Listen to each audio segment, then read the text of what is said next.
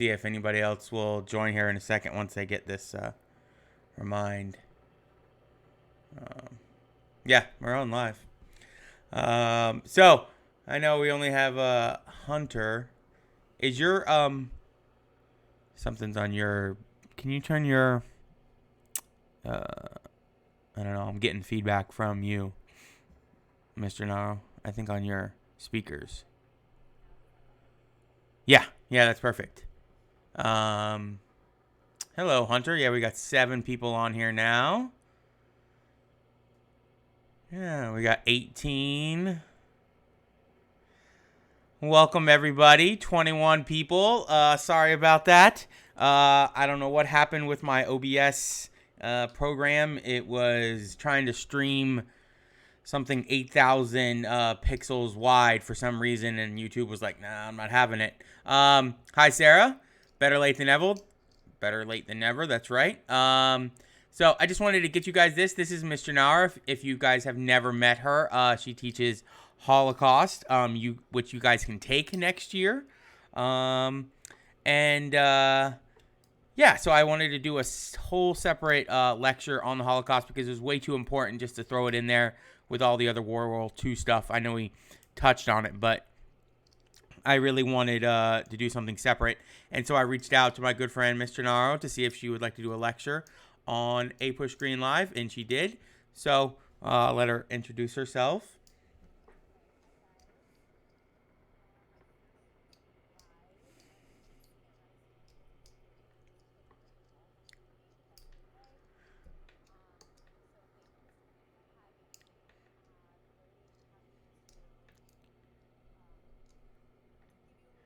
Oh, wait, hold on a second.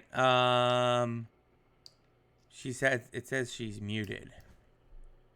It says it can't hear her. It says it's very, very low.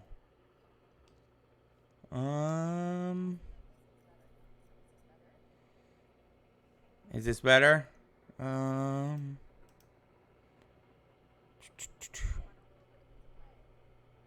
Yeah. It says audio is very low. I don't know why that would be.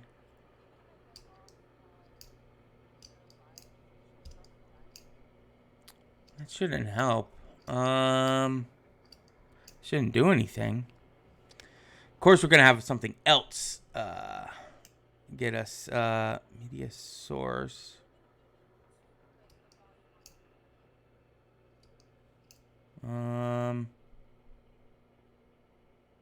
Maybe if I turn off. Maybe.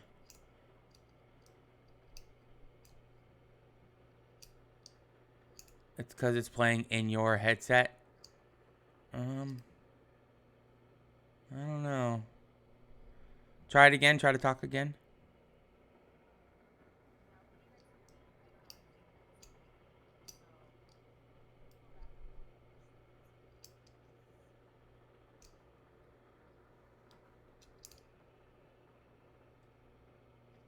Huh.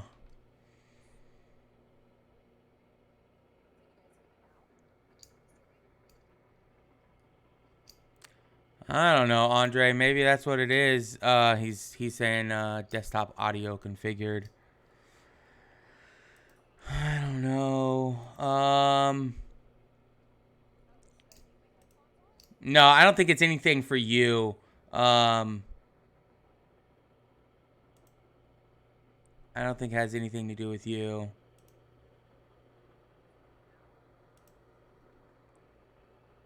Des. Let me try that.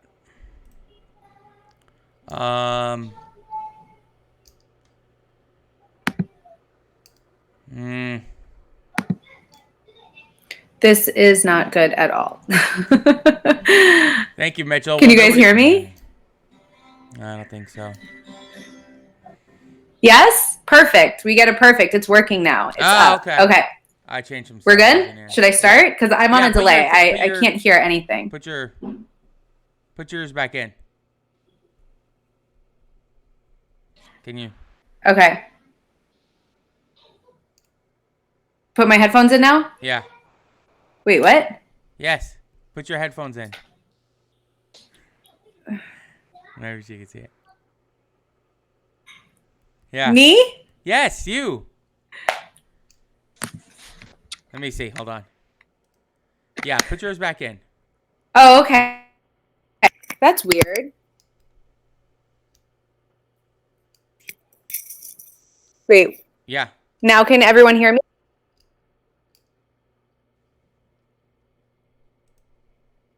We're good? I think so. Put the comments back again that you can hear me with my headphones. Okay. All right. Okay. Yay. I'm just going to start talking, and I am going to read the oh, hi Mia. I see you, Mia. I'm going to read the comments just to make sure you guys are following along. It's really weird though, because as I speak, the YouTube live is on a delay, so it's freaking me out a little bit, but whatever, I'm just going to ignore it and I'm going to go. Yeah, I don't watch that. I'm Miss G. I have been teaching Holocaust at Boca High for 10 years. And it's a whole year that I get to teach Holocaust. And I'll kind of plug the class when we end a little bit later. But I just want to go over, I mean, it's like a fraction of details that I can give you guys on the Holocaust. You know, that's why we spend a whole year doing it. So the way that my class is set up is that we break it up into different topics. The first thing we talk about is intolerance in general. So I'm just going to speak on that for a little bit. And when I used to teach the Holocaust, I always used to teach that the number one reason for why the Holocaust happened, which let me just give you a little of a brief reminder of basic what it is.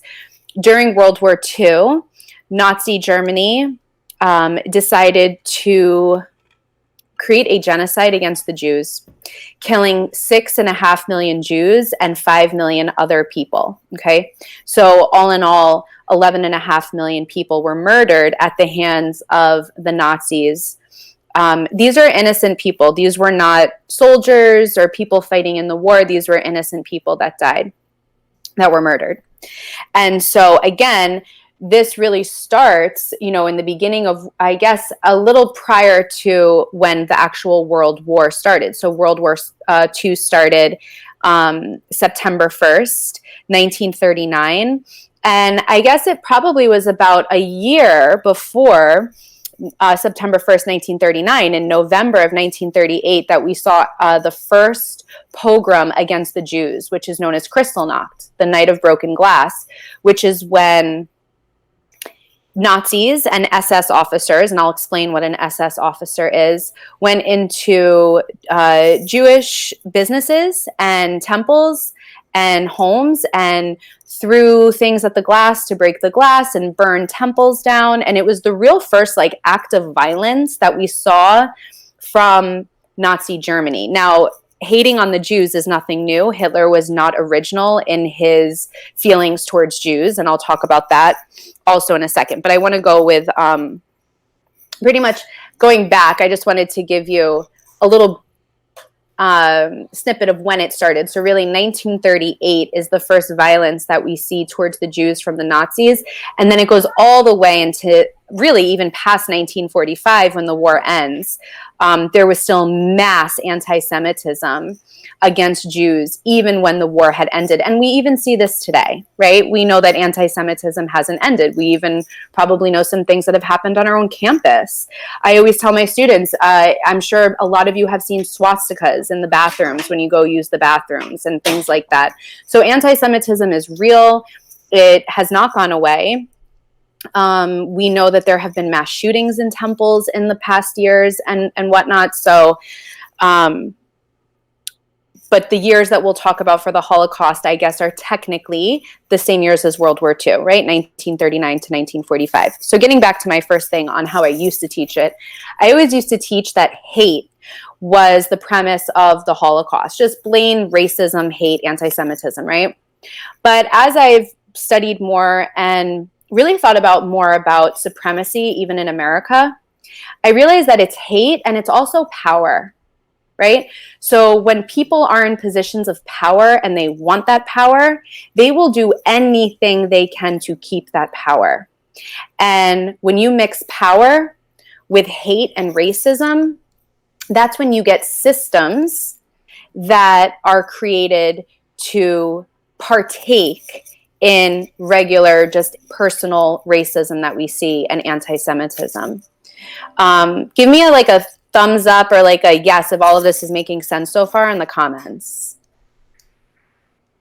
They're all just commenting. before I keep Guys, going, I want to make sure that everyone is like getting, okay, cool. Yeah, thank you, Phoebe. This is Okay. not for, so again, like I said, now I really teach about power. Okay. And one thing that I think is really important in understanding the Holocaust and racism in general is supremacy. And this is not separate from us, right? We live in America, and we know that supremacy is a part of our culture. It's in everything that we do. Supremacy is in sports, right? We want to be the best at a sport. Supremacy is in school. We want to have the best grades. We take pride in those things. Now, again, if we mix the idea of supremacy with wanting power and hatred, that's when we get things that could cause a genocide, okay? And so those are three really important words: power, hate, and supremacy. And again, we are not separate from those things. We all want to be supreme at something, right? We all want to feel powerful in our lives. And we all have been in positions where we've hated something or someone. And when we can bring all those three things together with people behind us, that's when it becomes super, super dangerous. So that's really like what the first part of my class is about, is that we are not separate from what happened in World War II. And we are more than capable as human beings of partaking in behavior like what happened in Nazi Germany. I'm not saying that all of us are mass murderers, but what I'm saying is that the Nazis weren't really that different from normal people that are in our lives all the time, right? It happened to take off to this other level, the Holocaust. But again, even when we think of America and our own history, when we think of the institution of slavery, and when we think of Reconstruction and Black codes and Jim Crow and all of these different systems that we've seen in our own country, none of us are what's the word I'm looking for? None of us are exempt from the recipe that caused the Holocaust, okay? And that's why we have to work really hard to understand our own behaviors, our own faults, our own shadow, and be tolerant and loving towards people. And that's really like the big message that you'll learn in my class if you choose to take it next year. So, moving on. Why the Jews? The Jews now I am not a religious person. I always have a student in my classes that are pretty religious in Judaism to help me with this section, because there are things that I don't know. Like, I'm not really familiar with the Bible or the Torah. Like, it's just not my thing. But historically, Jews have been persecuted since the beginning of time. And there's a few reasons why. Number one is they're different. They celebrate their holy day on Saturday and not Sunday, right? They circumcise their sons. They eat kosher food. There's a lot of things that make people step back when we look at religion and organized religion that say, wait a minute, they're weird, they're different, and we know what we do as humans when things are different is we fear. And when we fear, we kind of hate and we separate. And then that creates that separateness, which can create, with our innate power, hate, supremacy, that creates recipes for things that could lead to genocide. Now, listen, genocide is an extreme example, but there is this pyramid of hate that talks about like how genocide is at genocide. I forget if it goes from top to bottom, but genocide is the most extreme, right? But again, things like racist jokes and supremacy, power, hate, all lead up to what could be genocide. So moving on back to the Jews. So the Jews are different. Another reason, and I know Mr. Green doesn't want this to be too long. I could go on forever, so I'll try to keep it. You're fine. You're doing fine. Okay. That's the game Hunter. Okay, Hunter. Cool. Yes. Exactly. Plotting. And Hunter brings up plotting something. You know, people that weren't Jews thought that the Jews were clannish, right? That they were this own little clan. They stuck together. And the truth is that Christians do the same thing. It's just that Christians are a much larger group. So, Jews are less than 1% of the whole population. And so when you have less than 1% of the whole population that is kind of sticking together and they're very clannish, and these are stereotypes of Jews. This is not what I think. I'm saying that this is what history has said of Jews and their stereotypes, right? That people start to become suspicious of them. And then the other thing is that if you've heard one of the stereotypes on Jews is that Jews are trying to take over the world and they have all the money. Right? And that is because in the Middle Ages, Jews actually collected interest on money that they loaned because Christians weren't allowed to collect that interest. So that money stereotype of Jews started way, before Nazi Germany or anything in our recent times. That goes all the way back to the Middle Ages, and when the church created laws called canon laws, and canon laws were laws that said that, like, for example, one of the canon laws is that Jews can't marry a Christian, right? This is the same this is canon laws, or I don't know if I'm even pronouncing that word. That's like is it canon laws? I don't know. They make laws that separate Jews from the rest of society. Right. So we know that the church was the first to do that. And then Americans did that with Jim Crow in, Jim Crow laws segregating African Americans and whites. And then the Nazis do that with Jews, separating the Jews from the Germans. So those are called the Nuremberg laws. Okay. The laws that were set in the 1930s that separated the Jews from the Germans. That's like a snippet of why the Jews, but we go through that a lot. We go through that in detail with stereotypes and propaganda that was used to turn people against the Jews. I wish I could take your class, Miss Jano. You can come audit it anytime you want. For my 7th period, my 1st period off. Yeah. So anyway, so that's why the Jews. And again, we go into way more detail on that in, I don't know if you can see me anymore. Where's my Google Meet? Can you see my whole face? Yeah. Okay, cool. Yeah. Okay, so moving on. Nuremberg laws. Is that why after World War II, the trial decided the fate were held in Nuremberg? Yeah, so Nuremberg was a city in... a little low. You can go back. Oh, now I'm going low? Yeah. Wait, my face, you mean? Yeah, your face. How's this? Yeah, that's fine. That's perfect. Okay, I'll try. I move a lot when I speak. Yeah, okay. I know, I do too. Okay, so... Nuremberg was a place in Germany, and that's like where a lot of the rallies were held. That Hitler, when he did his rallies, he held them in Nuremberg and other places as well. But that was, I don't know if it's where the laws were created. They just call them the Nuremberg laws. But yes, Nuremberg is also where the trials were at the end of World War II. Okay. Rise of the Nazis. So the Nazi Party actually started in the 1920s, and Hitler was, he was the 5th person or something to join. I forget. We watched a video, but this is how shady they were from the beginning. When they had their membership list, like who wanted to be a member of the Nazi Party, they started Hitler was the 5th person, or the 55th person, I think maybe. They started at 500. So they tricked people from the beginning by saying, look, we have 500 people that are a part of our party already, right? And then Hitler was on there at like 505 or 555, I forget. So already off the bat, their party is based on lies, right? Oh, that's another key word. Power, hate, supremacy, and lies, right? Propaganda. So,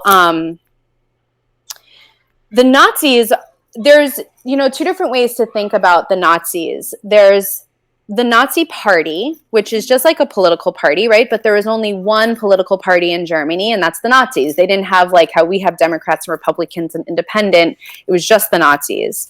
Prior to the Nazis, though, you could have been a part of the communist movement or the democracy. And that's kind of going into more detail than you might need to know. Like after World War I, the Germans were forced to try a democracy, and it just didn't work for them. They really were failing at having a democracy like we do here in America, which is why you had this fascist group against this communist group that were kind of had this almost like little mini tiny civil war in Germany in like the 1920s, like 1925, 26, 27, because they were fighting for power, the communists and the fascist party. Long story short, really Hitler and the Nazi Party was gaining a lot of traction by 1929. And especially once we hit a major global depression, that's when they were able to say, listen, we're in this major depression. We can help you out of the depression. The communists are going to just screw up Germany even more.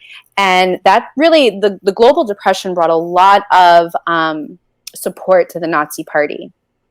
And so the Nazis were actually elected into power in 1933. And I think that's probably one of the more important parts of this section of the rise of the Nazis, is that, I'll say that again, Hitler was elected, right? Like, this wasn't like some guy that fell out of the sky that took over. Like, people liked him. People wanted him. And it's just crazy when you really think about that. And I'm also going to say this, even after this lecture, and even if you take my whole class next year, don't think that you're going to walk out of today or next year if you take my class and think, I know exactly why this happened. We know why, but it's still insane to think that it could actually happen, right? You're still kind of left with like, but how? Yeah, we've talked about it in class a couple of times. Like I've said, he was, when I took the class in college, it was crazy to watch him and see how good of a speaker he was. You know what I mean? And like how he could just drum up emotion from people, and that he got elected that way. You know what I mean? And it's even, you don't even know what he's saying. You're like, wow, what he's saying, he must really believe it, and he got people going. Right. And I think that because, especially when it's our money, like in a depression, people are angry, people are fearful, and that could really make people be like, oh, you know what? He's really angry too. And I feel that way. And if he's as angry as me, he's probably going to want to fix it, right? So Hitler is obviously the head of the Nazis, and he had his guys right under him, Heinrich Himmler and Joseph Goebbels, and these are names that you'll learn. I mean, Joseph Goebbels was the head of propaganda, and yeah, we didn't go that deep into okay, because it just doesn't. It's not on the push exam, and right, a okay. lot of it. But some of them, I guarantee, know who they are and stuff. Okay, so we go a lot into some of the leading Nazis also, and one little fact about Hitler is that he was lazy. He gets, for lack of a better word, this sounds really weird to say, but he gets a lot of the credit, and really he didn't do much of anything. He was kind of like a puppet for it all, and all of his guys were like, oh, you know what? Adolf hates the Jews so much. We should come up with a plan to mass murder them. And then Hitler just kind of signs his pen to it. But everybody else is coming up with the plans. So we do talk about the other Nazis under him because they're extremely important to what happened. I don't want to get too off track. I want to stick with the rise of the Nazis. One more thing about the Nazis is that you have the Nazi Party and you have the SS,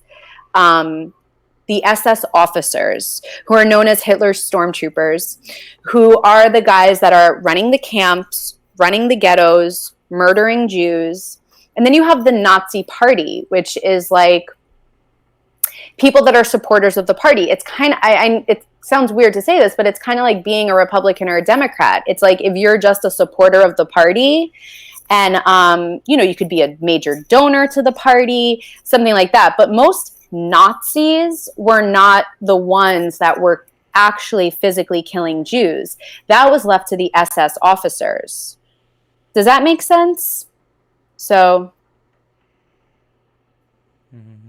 I don't know what the Night of the Long Knives is. I don't know what that is, Hunter.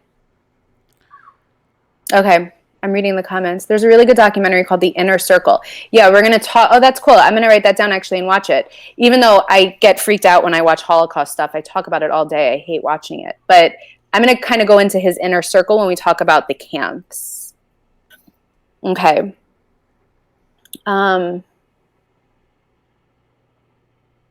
Yeah, I think the Night of the Long Knives, if I remember correctly from when I took the class, was when they killed the opposing party members like Daniel. Yeah, I know who you're talking about, Rome. He was claimed that he was trying to take over the party, and he was actually he's in a book that we read called The Other Victims, because that guy Rome that you're talking about was possibly gay, and that was a big reason why they took him out, actually, because they had a whole campaign against homosexuals as well. Yeah. But we're getting kind of off. But I'm gonna look into that. See, you guys always teach me too. Okay. So, but one of the crazy things about the Nazis is that they weren't like these old men.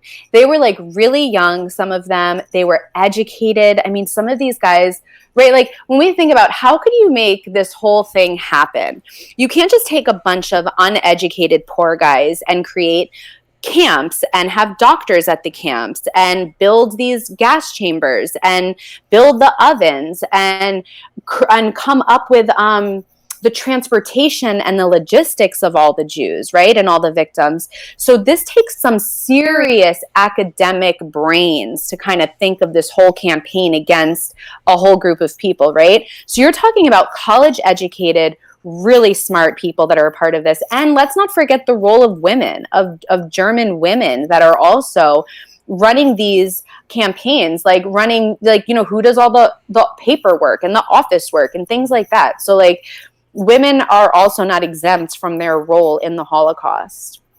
So Rise of the Nazis is pretty interesting. We stay there for a while in my class, actually, and we it's like a whole thing. That's one of my favorite parts of the class, is talking about the rise of the Nazis, because in my opinion, it's one of the most important parts, because it is our civic responsibility to know who we are electing into power in our own country, right? Because again, none of us are exempt from this behavior. Power, hate, supremacy, lies. That's in all of us, right?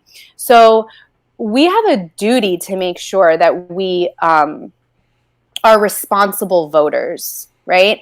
And I think that we can learn a lot for the propaganda and the lies that were swirling around the Nazi party. Okay, so that's a big section in the class. Okay, moving on. You guys good? You're good? Okay. Yeah. All right. So ghettos. I think that the ghettos are a part of the Holocaust that a lot of people just don't even know were a thing, right? We think that, at least that's how I grew up. I used to think that Jews were taken from their homes and they were sent directly to concentration camps, but that's just not how it went. First, they were rounded up into ghettos by the place where they lived, right? So we're talking a lot in Poland and a lot in Germany. A lot of this all went down in Poland, by the way. Poland was known as the general government during World War II. It's where the Germans did a lot of their dirty work. All 6 death camps were in Poland. Okay, so the ghettos were a place where, you know, I'm bad with math and like the sizes of things. And I don't know how accurate this is going to be. But Mr. Green, do you know how many square miles is Boca High? Or is it not even a square mile? Boca High, I believe Boca High is only about 50 acres. So that's... Yeah, it's way less than a square mile. It's not even a half square mile. Okay, so double Boca High, maybe the whole... And I'm talking about like the whole campus, like the baseball field, everything. Yeah, like the whole thing is probably... You would probably have to triple that to get to a square mile, or quadruple. Okay, fine. So here, think of it like this then. Okay. So let's just think of how crowded Boca High is with just 3,000 of us in there, right? Think of tripling Boca High, but adding about 500,000 people. Okay. That could be the way that you could think of how crowded a ghetto was. So there could be about, there would be, and again, I might just know that it was crowded. Okay. Crazy There could crowded. be crazy crowded, like 15 people living in the size of a Boca High classroom. Okay. 15 people. And the ghettos is where the Nazis thought that they would just starve the Jews out at first. But the purpose for the ghettos was to make sure that we have all of the Jews concentrated into one place. And then, starve them out and just there's no health care really. I mean, there were infirmaries and stuff, but it's very limited health care. In the winters, you're freezing. You don't have enough clothes. In the summers, you're so hot. And then here's one of the most crazy things about the ghettos is at one point in the ghettos, and we're talking right now about 1940, 1941, okay? At one point, you could be given less than 100 calories a day. Wow. Okay. So you have to think of what 100 calories is. Like in one slice of bread, I think there's more than 100 calories, maybe. Yeah. Most slices of bread, I think, are like 120, 130, something like that. Okay. So think about some people probably didn't even, some people didn't even get to eat any of that because if they had to feed a sick parent or a sick child, right? So starvation and just the treatment of the Jews in the ghettos is insane. But here's one of the crazy things, is that in any successful genocide, what we do is we say that the victim, created this themselves, okay? So what the Nazis would do is they would have the Jews create something called a Jewish council, which is when the Jews would kind of govern their own ghetto. Okay. But again, they're not actually in power. They have to go to the Nazis for everything. They have to go to the Germans for everything. But if an organization like the Red Cross would come and inspect the ghetto, the Nazis would try to clean it up a little bit maybe. But one of the things they would say is, look at what the Jews are doing to themselves. Look at how they live. They're disgusting, right? Look at how dirty they are. And they would turn it, that's like gaslighting, I guess, right? They would turn it around on the Jews. And again, that's how any successful genocide really happens, is you just make it look like they created this for themselves, right? It's almost like when we talk about Native Americans in America. Look at how they live. They're disgusting. And then we just kick them aside. We kick them aside. Well, they're doing it to themselves. They can't be civilized like us, right? So, and that's a whole different story. So that's the ghettos. One thing that happened in the ghettos was, though, in one in particular story, and I don't want to give too much away because I really want you guys to take my class next year. Yeah, don't give them too much. They got okay, all right, I won't. I won't give them too much. Okay, and I have to go soon anyway. So is the uprising in the ghettos, is the Jews fighting back. So that's all I'm going to say. That's such a cool story, and I love that story. And Jews also fought back in the camps too, but it's like in the institution of slavery. You kill one Nazi, 300 of you are getting murdered, or even more. Same with slavery, right? You kill one slave owner, 200 slaves are getting killed. So, okay. The camps. So that inner circle thing that someone posted about, there was an inner circle. And this is probably one of the craziest things about the Holocaust too. It took 11 guys, I think, sitting at a round table in January of 1942. Hitler wasn't even there. And they decide, you know what? I am so sick of killing Jews by hand, right? There's a book called The Holocaust by Bullets. Over 1 million, almost close to 2 million, I think, Jews were murdered by bullets, not in the gas chambers, not in the ovens. They were shot to death, right, by SS officers. And so the officers were like, this is too much. I can't kill another Jew up close like that. This is too much on my emotions and my psyche. And they wanted to kill Jews faster. So that's when, January 1942, they come up with the final solution, which is to mass murder Jews through building gas chambers and then burning their bodies in the ovens. And didn't they at one point start putting them in trucks and then changing the exhaust to go inside of the truck, so that way they wouldn't have to shoot them? They could use less bullets and stuff like that. Yep, and that happened pretty early on. Those were called gas vans, and they would go into villages, and you couldn't really fit that many people, probably like 50 to 70 people in a gas van, and murder them that way. And that happened pretty early on, actually, like already in the 1939, 1940-ish. They didn't wait for the final solution for that. The final solution was a mass movement of building gas chambers in the camps. Where you could kill a lot at once. And then if you couldn't burn the bodies fast enough, what they would do is dig ditches and just throw the dead bodies into the ditches. All right. Last but not least, another part of my class that is really important is upstander versus bystanding. You know, the majority of people in Nazi Germany weren't SS officers. They weren't even Nazis. They were bystanders. And they didn't say anything. And they stood back and they watched. And for fear probably of, you know, getting their own families murdered. However, there were over 25,000 people and countries that are known as upstanders. People that did stand up for Jews, countries like Norway that refused to partake in a genocide of the European Jews. And if there's any goal from my class, it's that we are able to see in ourselves power, hate, supremacy, and lies, because none of us are exempt from that, right? I'm also a yoga teacher. That's part of my yoga. Is that we have light in us, but we also have shadow in us. And we walk around thinking like, I'm the best person ever. I would never do that. I blah, blah, blah, blah. It's just not real. Like, it's in all of us. And so we have to check that. And so that's a big part of the class for me is really discovering our own shadow. And that's a whole nother conversation. Hunter had a question on here. He said, did the German citizens know to the lengths of what the Nazi Party was doing?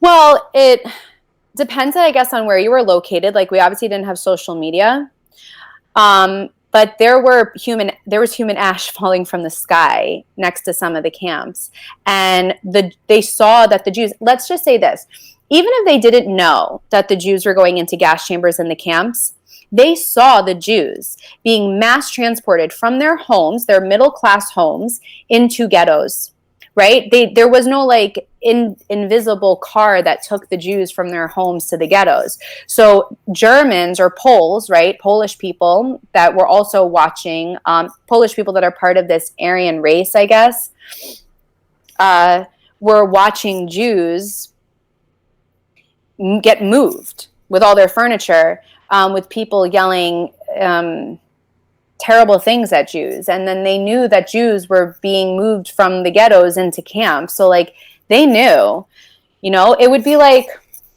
I don't know. It's like the Japanese, you know what I mean? Like, during the internment camps of World War II, you know what I mean? We weren't killing them, but we were moving them to an internment camp. So you can't say you didn't know that the Japanese citizens were being oppressed. You know what I mean? Exactly. And the Nazis took it to another level, but you can't say that you didn't know that was happening. I mean, that's impossible. Exactly.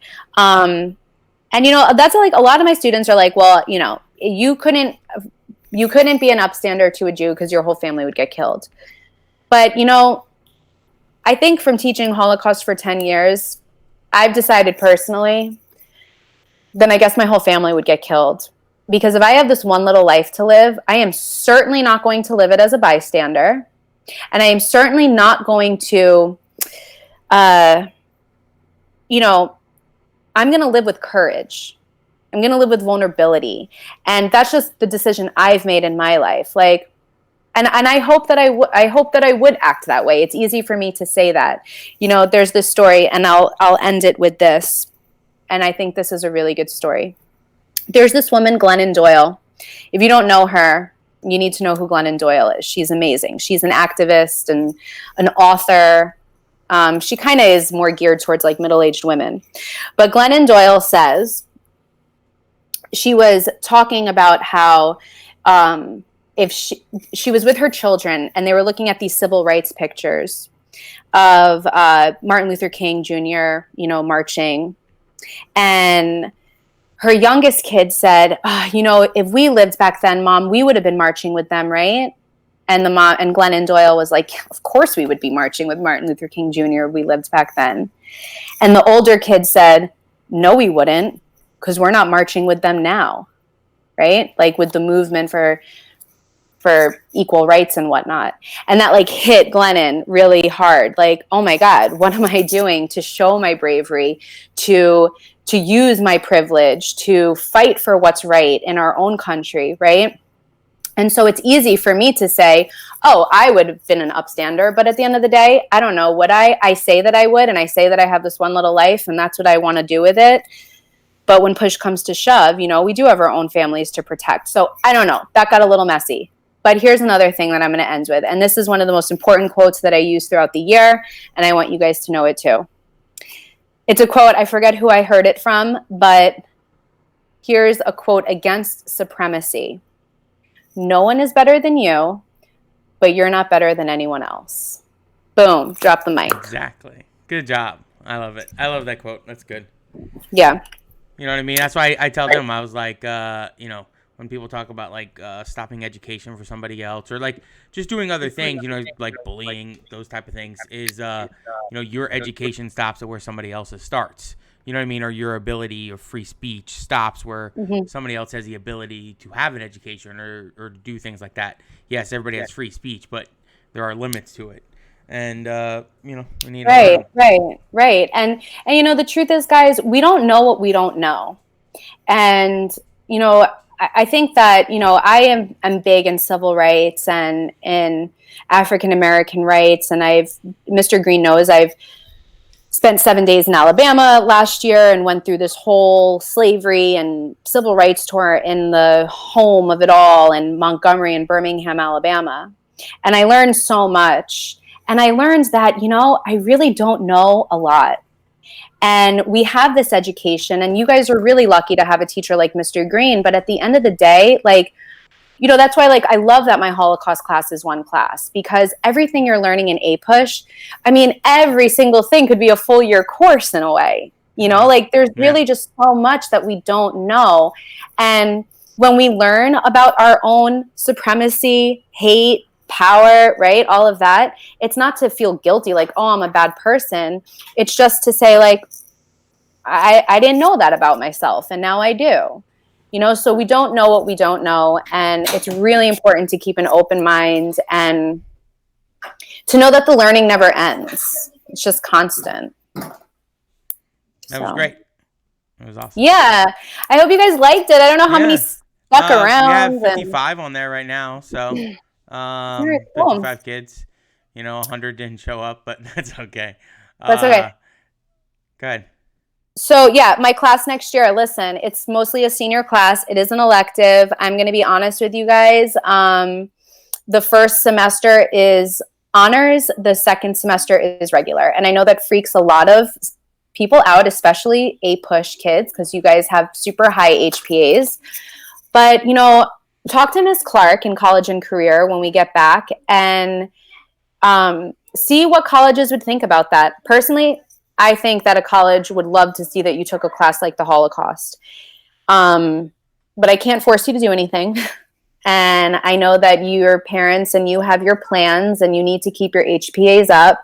But by the time you apply for colleges, that first semester will show honors and they won't really see that second semester, that reg credit.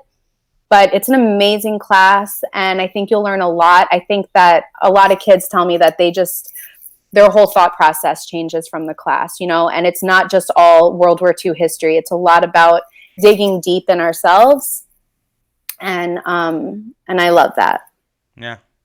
Yeah. If you're going to take just think of it as I don't know how the whole credit thing works anymore. I've kind of lost touch with all that, how it works for colleges and stuff, but you would think that it would be the same thing as taking just like a art class or taking just an elective or something like that. No, I know. That's what you would think. It's not like you're just trying to learn more than normal. So I don't know. Right. You're trying to learn more. You're not just taking off. After third period, right? You're taking another class that you have to take. And it's academically, the workload is pretty easy. So if you are in those other AP classes like econ and gov and whatever other econ class you're going to take, it's kind of a nice break in the day to not be so academic and to be a little bit more reflective. And it's just so important. I just think that this type of stuff is so important. It is. So that's yeah. why I wanted a whole separate lecture on it. And I'm so thankful. Bring in the expert. I'm glad you finally worked out. Too bad we couldn't get it done when I wanted to, but that's okay. That's okay. We did it. Persevered. And thank you guys for listening. And I hope that all of you guys are staying safe and healthy and finding things to be grateful for. Yes. Thank you so much. Mwah. Bye. Peace. See ya. See ya. All right.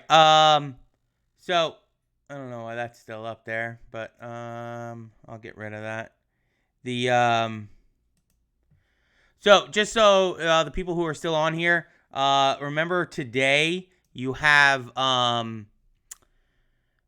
don't have anything else for today. Tomorrow you have your chapter 35 and 36 test. So that will be on AP Classroom. Yeah, you can see Spencer. He's over here laying down. Let me get him up here in a second. AP Classroom will be tomorrow, the test, 35 and 36. So make sure you watch the review. Give it a smash that like button, right? And especially on this one from Miss Gennaro. So glad she could make it and take time out of her day. She has 2 daughters and teaching and everything like that at home. So yeah, so that'll be open tomorrow from 9:30 to 3:30. So like basically almost the whole day. So just make sure you log on and do that. That's 35 and 36. Make sure you watch the review so you do it correctly. And yeah, and then make sure you check the schedule for the rest of the week, and then we'll start period 1 reviews. College Board gave us a practice DBQ for period 7. So we're gonna do that. We're gonna do a whole bunch of stuff.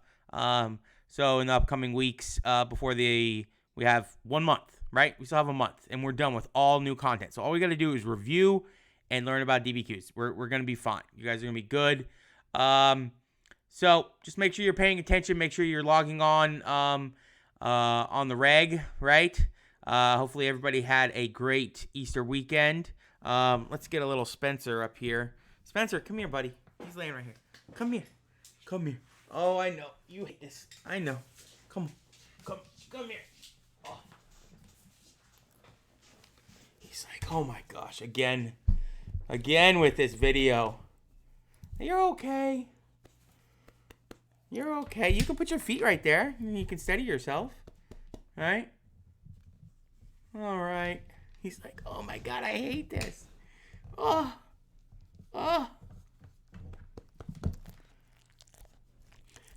Give him some ASMR. Right, Spencer? Spencer! All right, buddy. Here you go. Good boy. Oop. Good boy. I'll give you a treat later. All right, guys. Yeah, dog ASMR. I know. He can see. He can see the monitor. Maybe he can. I don't know. He's a very good boy. All right, guys. Have a great day. Make sure you do your review and get ready for the test tomorrow. Yeah, Scott, you're logging on at the end. You don't have to put your name. All right, guys. I'll talk to you later. I'm going to end this. Have a good one, everybody. See you later.